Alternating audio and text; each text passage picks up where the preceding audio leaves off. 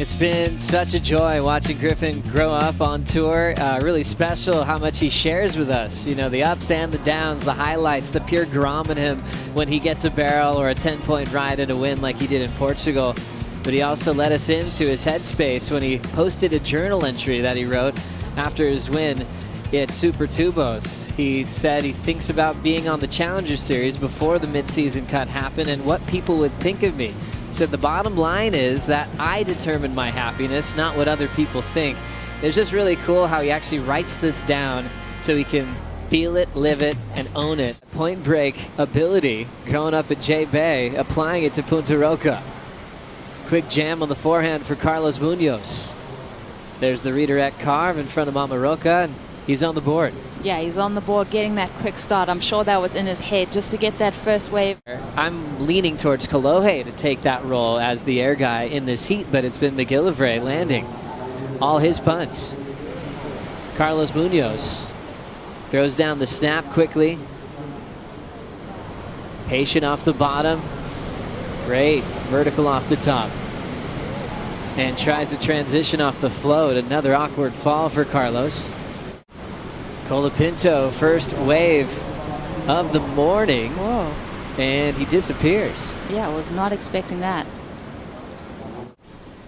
Kolohe obviously famous for surfing lowers all the time, but he surfs a lot of tricky waves in San Clemente. This is Griffin. Hard off the bottom, explosive hack off the lip. Big bowl again, throws it vertically. Big section approaching, climbs it. Can he stay on his feet? He's laying low, and what an effort. You know, that gets him back in the heat. This from Griffin Colapinto. Beautiful slash right there in the lip. Just such great power displayed. Second maneuver. He goes up to meet this lip and tries so hard to ride out of this as all that water converges. Just doesn't quite stick the landing on that last move. Really loving this first look in this heat for Griffin. Two beautiful turn combos there. This third one, I mean, had he been that split second earlier to get up into that lip, I think that would have been a different story. Well, he not only says that surfing's developing a lot here in Central America and Salvador, but there's a lot of young crop of kids coming through this region, and he's going to see a lot of them in the future on the Championship Tour and at least on the qualifying series, hopefully. Brian, ¿algo que quieras decir en español para la gente salvadoreña? Sí, la verdad que quiero agradecerle de todo corazón, gracias por el gran apoyo que me estaban brindando, las vibras que se sentían acá eran increíbles. Estoy súper agradecido con toda la gente también del gobierno, toda la gente de la WSL. Gracias por esta gran oportunidad. Or that'll probably almost definitely change things around. Yeah, as we see Griffin getting busy on the second ride.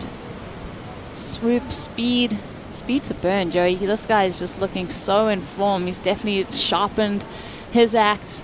Moving through these events, won that maiden event in Portugal, running half that energy. Kolohe out the back.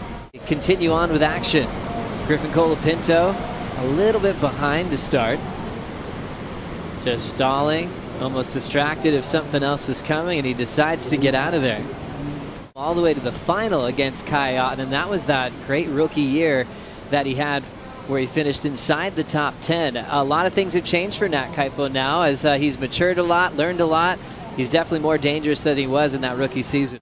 There are a couple sets, like halfway through the heat and at the end of the heat, a couple sets, so I wasn't sure where Kolohe was because I knew if he was on one of those, I would be in trouble.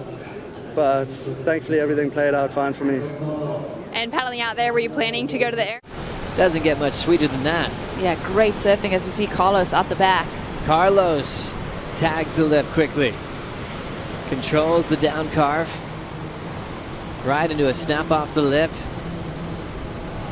And then lights up that oncoming section right in front of Smith into a double up. Bonus section for the Costa Rican, and he'll put that one to bed. Only been surfing for a couple of weeks before accepting this wild card opportunity. Competing, and Carlos, that first maneuver just places it in that lip line, does this down carve to set him up to stay tight in that pocket with that draining tide. You want to stay pretty critical on this wave. You don't want to get too far in front of it. You know, you can end up going kind of backwards with such a strong pull of the tide. And he doesn't have priority in this heat. He's got to get out of there. This is Colapinto getting the rest of it. Nice clean wrap to kick this one off for Griff. Digging in a bit harder on the forehand hook. There's the fade. Inside bowl's looking fun for Colapinto. Snaps it off the lip. There's a big rock. He'll use it as a wedge. Springing into action for the float. And Colapinto puts that thing to sleep. And Griffin just digging his teeth into this wave. You can tell that the energy, he's been sitting out in the lineup waiting for this wave, probably manifesting this little nugget of his own. Beautiful connection there, and like you said, there was so much to contend with here with that double up section as the rock approaches, and then this end section. Welcoming you with an embrace no matter where he is around the world. So stoked to see him back in the jersey and starting to get back to 100%. Griffin Colapinto gets the win to move on into the round of 16 with amazing form on his final wave, an 8.17. Jordy Smith and Nat Young will now be the priority heat. And about to get started is Miguel Pupo taking on Jake Marshall in heat number 7 of the elimination round. We'll take a quick break. We'll bring in Shannon Hughes and Laura Enever for the call right after this.